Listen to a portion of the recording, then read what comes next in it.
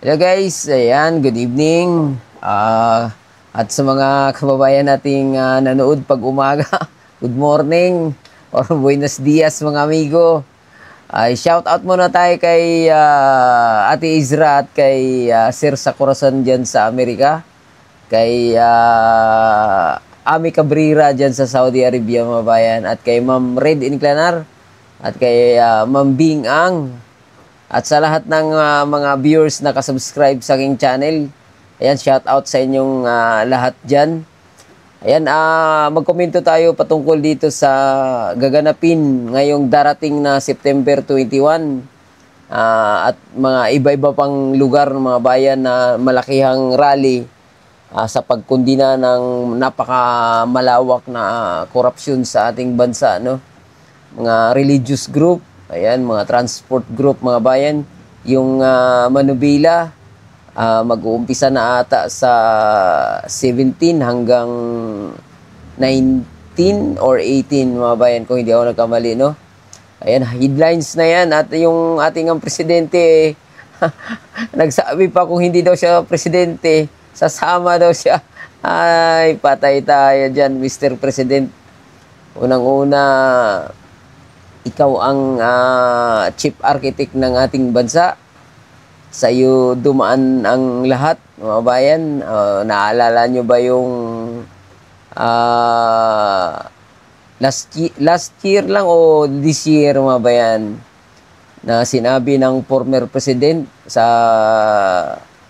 pagsabi ni Congressman Ungab ng Davao na mayroong insertion sa budget ng mga bayan ng ating bansa. 'Di ba? Anong sabi nyo kay PRRD noon? Sinungaling siya, walang insertion. Ngayon, si Toby Chanco, mga bayan, nung umatin ng Senate hearing doon sa Blue Ribbon nung si Marcolita pa ang namuno, nagdala ng USB. Pinakita doon yung napakadaming insertion, no? Di ngayon nagkakalitsi-litsi na at ang gulo na ng bansa natin ngayon, mga babayan. Diba? Kalma lang. Huwag naman tayong matulad sa Indonesia, mga bayan.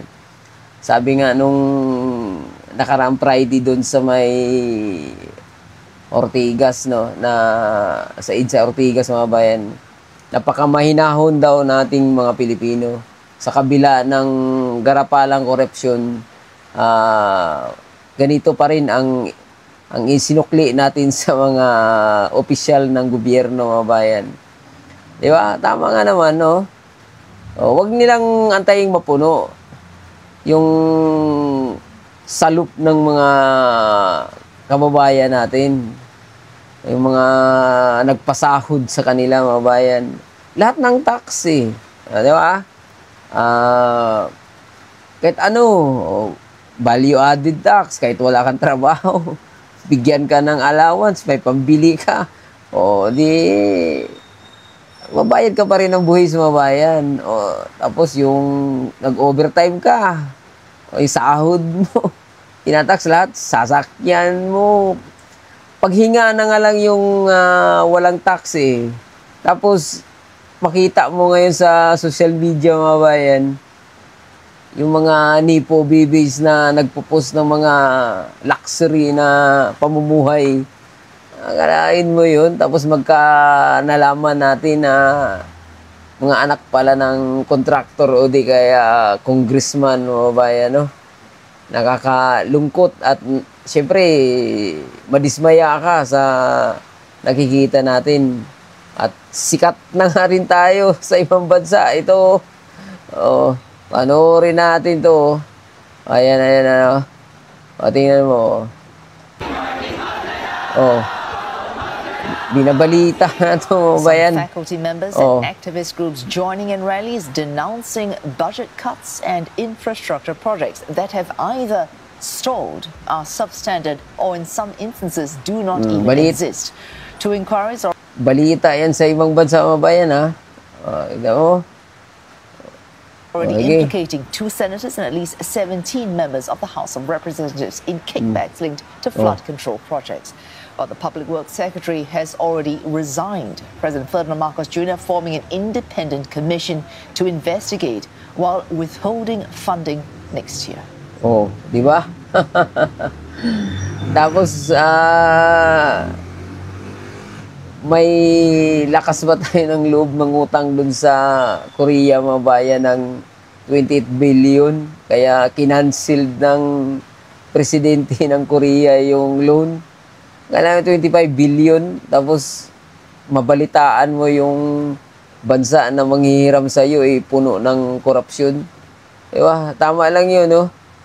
Kailangan na ma-handle nila to kasi pag hindi nila maipaliwanag ng maayos itong nangyari sa bansa natin, mga bayan, medyo wag naman sana kasi kakagulo rin. Baka matulad sa Indonesia o di sa Nepal.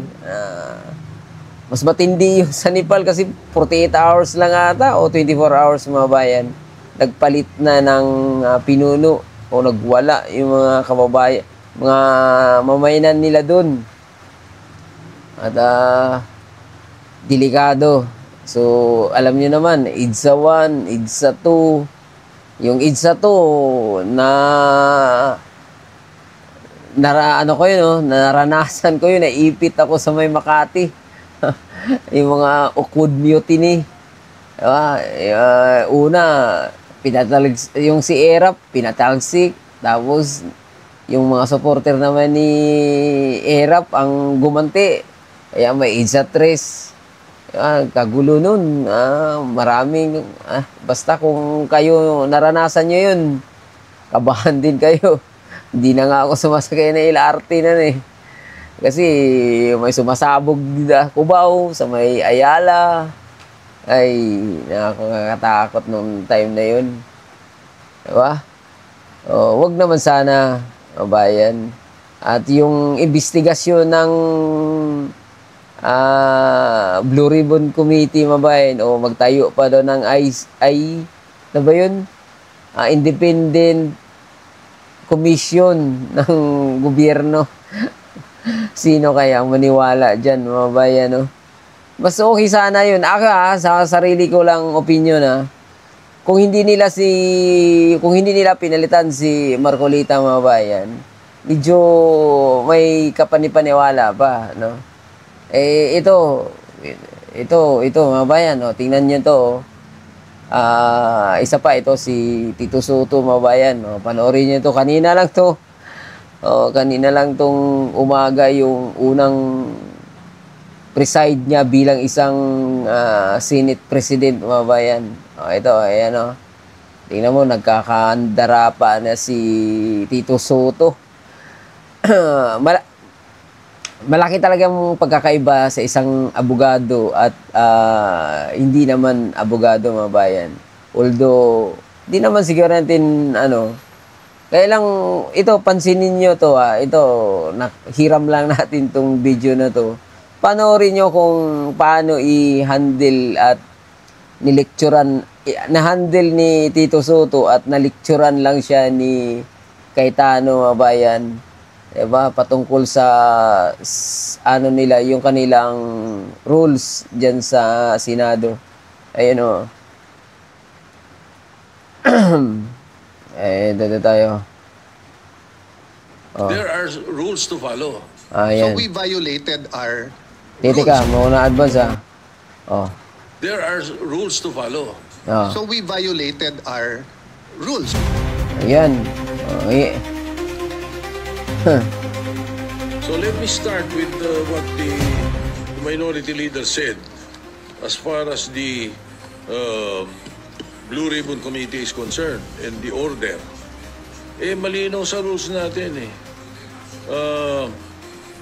A witness cited in contempt may be ordered by detained in such a place as may be designated by the committee alone or andun yung or eh. Pinagdiinan yung or, mga Bayan. O, yun yung pinupunto niya eh. Pero, panoorin. Hindi rin ako abogado eh. Pero, mapapala na si Cayetano dyan. Mahirap na. Sige, tuloy. Or with the concurrence of the Senate President by either A, one detention order, so Hindi na pansin ata ni Senator Soto itong concurrence, mga bayan. O concurrence. Bahala na si Batman. Play. it's the Senate President has the power to do that. Oh. Unang-una, Mr. President, sa rule, verbal lehis. Kapag Oh. Pakinggan niya yung paliwanag ni Senator Cayetano, mga bayan, para makita niya yung pagkakaiba sa isang maalam sa batas kaysa nagmamarunong sa batas, mga bayan. Kasi kahit sa Senado, mga bayan, yung kanilang mga rules, kailangan din atang sundin ang saligang batas, mga bayan, kasi para hindi nga mabukya sila pagdating questionin ang kanilang ginagawa papuntang sa Supreme Court, no? Kaya kailangan pag gagawa sila ng rules, kailangan naayon sa ating konstitusyon. Ito. very clear, plain interpretation, clear po yun. You do not interpret. Ang sinabi po sa Rule 6, a witness in contempt may be ordered detained in such a place may be designated by the committee alone. Alone. Ibig sabihin po, yung committee lang. Ano yung with? Kasama. With concurrence of the Senate President. Hindi nakalagay or the Senate President. So you ask all the lawyers here, they will tell you, ang ibig sabihin nito, pwedeng kumuha ng concurrence or pwedeng hindi. Yun yung or. Hindi po to committee or the Senate President. That's why if you go to the last paragraph, the order may be lifted by the chairman with the concurrence of the Senate President. The Senate President cannot lift. Ang nakalagay doon, with the concurrence, hindi rin pwedeng yung committee. So, na-violate po rules natin because it was not the committee alone. It is very clear in the rules and in the Constitution, meron Supreme Court cases yan. Ito, itong video na pala mula ito dun sa, ang pinanggalingan nitong kanilang diskusyon ay yung si Bryce Hernandez, mga bayan, na basta-basta na lang atang kinuha ni Tito Soto, ibinalik sa may Congress na walang concurrence ng committee, mga bayan. Diba? Hindi niya sinangguni. Ay, tayo dyan. Ito, sige, tuloy. Hindi niya sinangguni sa mga membro. Nagsulo. Ay, tayo dyan. That the plenary is supreme. Even the Senate President said, di ba? Primus inter pares. He's just the first among equals. Equal tayo lahat. But of course, he represents the Senate. So when the plenary decided to put him in Pasay City Jail, ang makakalift po niyan, hindi po yung committee, hindi po yung Senate President, it's the plenary. Ito, yung tanong nito, sino sa kanila ang tama, mabayan? Sino pa ba? Kayo na humusga. Mahirap pag bida-bida eh. Diba? Di rin naman tayo abogado.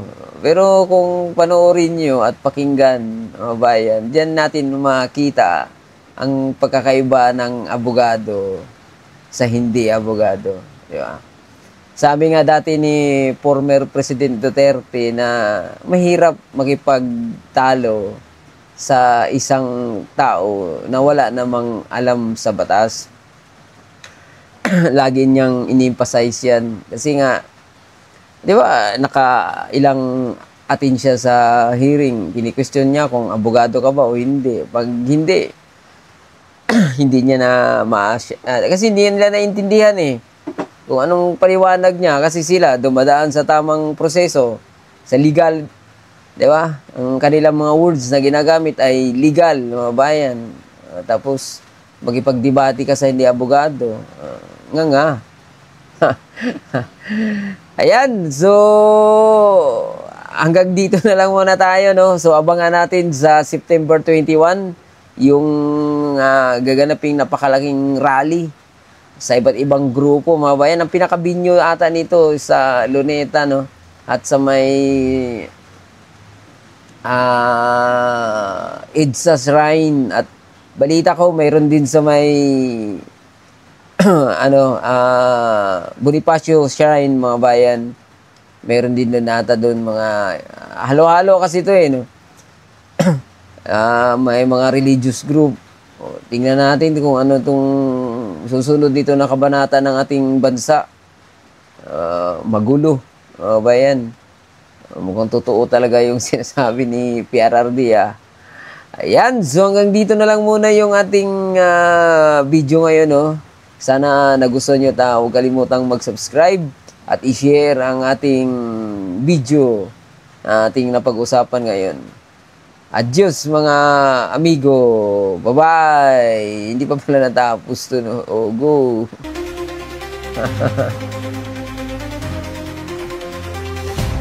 Diba? Oh, There are rules to follow. So we rules to follow daw.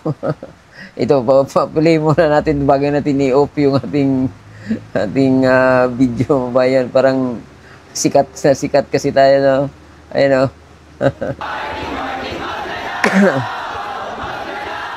Oh. Taga UP ata to, mga bayan, nung nakarang Friday. Joining in rallies denouncing Ayan. budget cuts. So,